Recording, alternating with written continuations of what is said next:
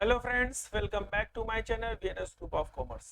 जैसा कि आपको पता है कि हम लोग का जो वीडियो है बेसिक टू एडवांस एमसीक्यू, ये ना केवल टीजीटी पीजीटी एलटी ग्रेड बल्कि ये आपके केवीएस और बीएड एंट्रेंस एग्जाम जो भी हमारे होते हैं यूपी के, तो उनके लिए काफ़ी फ़ायदेमंद रहेगा। तो चलिए ये स्टार्ट करते हैं हम लोग। क्या करा पहला, first step in accounting process is, मतलब अकाउंटिंग प्रोसेस का पहला स्टेप क्या है। पहला है recording in the book of original entry, मतलब बुक ऑफ ओरिजिनल एंट्री में रिकॉर्ड करना। दूसरा है हमारा पोस्टिंग टू लेजर, लेजर में पोस्टिंग करना है, क्लियर है। तीसरा है आइडेंटिफिकेशन ऑफ ट्रांजेक्शन, और लास्ट हमारा प्रिपरेशन ऑफ ट्रायल बैलेंस। तो इसका जो राइट आंसर है वो है हमारा सर सी। सबसे पहले हम लोग क्या करते हैं सर कि आइडेंटिफाई करते हैं किसका, ट्रांजेक्शन का, क्लियर हो गया। उसके बाद जो है हम रिकॉर्ड करते हैं। फर्स्ट जो है हमारा प्रोसेस है ये हमारा क्या, आइडेंटिफिकेशन ऑफ ट्रांजेक्शन। दूसरा जो हमारा प्रोसेस है सर क्या, recording in the books of original entry, clear हो गया।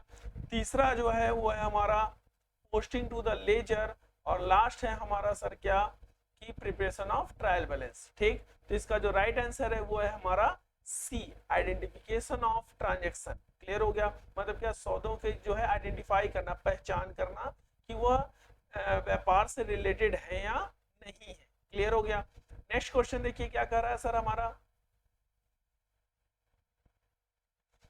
इन अकाउंटिंग, ठीक है, अकाउंटिंग में बेसिस ऑफ एसर्टेनिंग प्रॉफिट और लॉसेस इज, मतलब क्या कि जो प्रॉफिट और लॉस का जो एसर्टेन किया जाता है वो बेस है किस पे, कैश बेसिस पे है, एक्रूअल बेसिस पे है, आइदर कैश और एक्रूअल बेसिस है, या इनमें से कोई नहीं। तो इसका जो राइट आंसर है वो है हमारा सी, आइदर कैश और एक्रूअल बेसिस। क्लियर हो गया।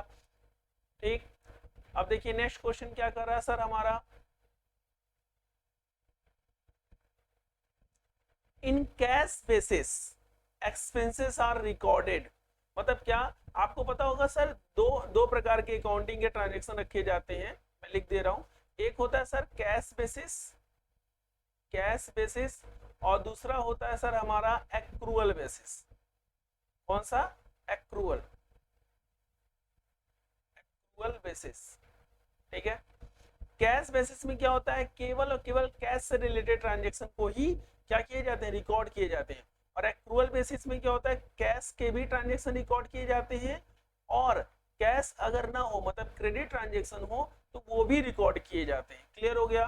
तो कैश बेसिस और एक्रूअल बेसिस दो हमारे अकाउंटिंग के बेस हैं जिससे कि हमारा अकाउंटिंग स्टार्ट, मतलब कि रिकॉर्ड होता है। ठीक, तो इसका जो सर राइट आंसर है वो है हमारा A option, when paid in cash. क्यों, क्योंकि सर कैश बेसिस है, और कैश बेसिस में जब हमारा कैश से रिलेटेड जो भी एक्सपेंसेस होगा उसी को सर क्या करेंगे, रिकॉर्ड करेंगे। क्लियर हो गया।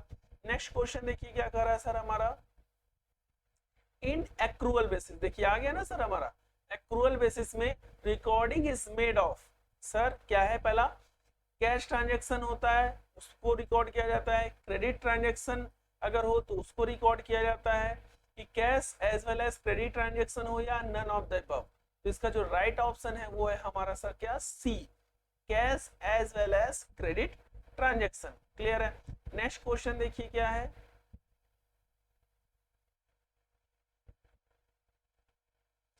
अंडर द कंपनीज एक्ट, ठीक, all companies are required to maintain their accounts according to, मतलब कि कंपनी एक्ट के अकॉर्डिंग जो है सभी कंपनियों का रिकॉर्ड जो है मेंटेन किया जाता है, किस अकाउंट, किसके अकॉर्डिंग। ठीक, तो ये है हमारा सर किसका, सर एक्रूअल बेसिस का।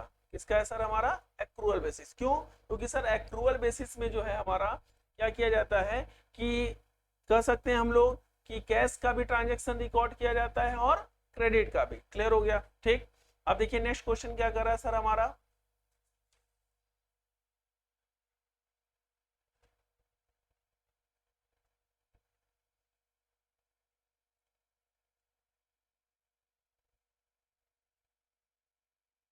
Nature of accounting standard is, sir accounting standard का नेचर क्या है।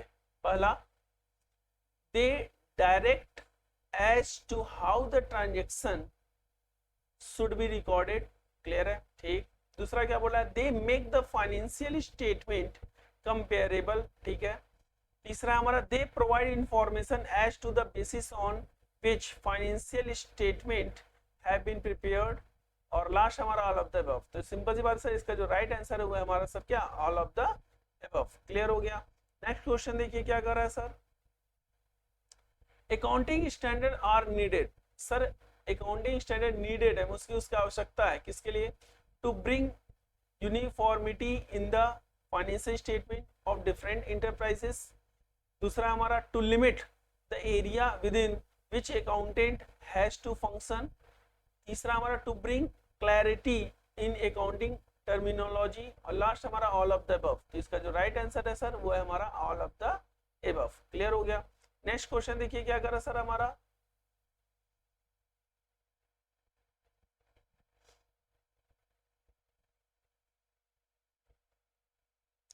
Accounting standard are formulated by, मतलब अकाउंटिंग स्टैंडर्ड को जो है फॉर्मुलेट कौन करता है, प्लानिंग कमीशन के थ्रू किया जाता है, या institute of chartered accountant of India के थ्रू किया जाता है, या कंपनी एक्ट के थ्रू किया जाता है, या institute of company secretary of India के थ्रू किया जाता है। इसका जो राइट आंसर है वो है हमारा सर क्या, B, institute of chartered accountant of India. Clear हो गया।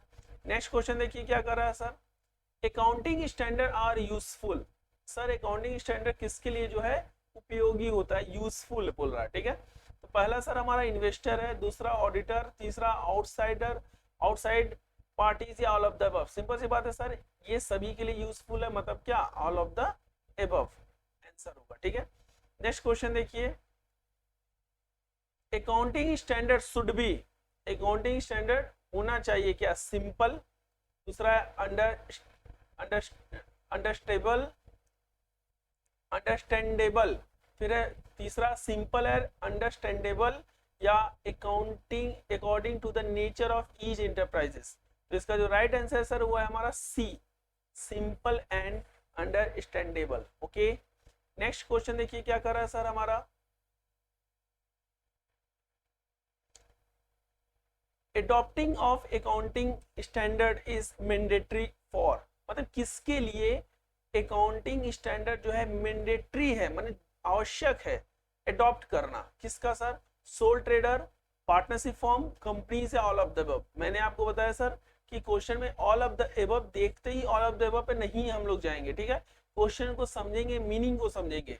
इसमें बोला सर अकाउंटिंग स्टैंडर्ड मैंडेटरी बोल दिया, ठीक है। तो इसका जो राइट ऑप्शन है वो है सी, कंपनी जो है वो हमारा राइट आंसर है, ठीक है। आई होप आप लोगों को जो है आज का वीडियो समझ में आ गया होगा।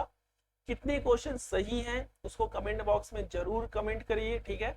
Telegram channel VNS group of commerce, उस पर जो है ज्वाइन हो जाइए, ताकि आप इंटरेक्टिव क्विज जो है आप आसानी से लगा सके और अपने नॉलेज को इनहेंस कर सके। आज के लिए बस इतना ही रखते हैं। Thank you, have a nice day.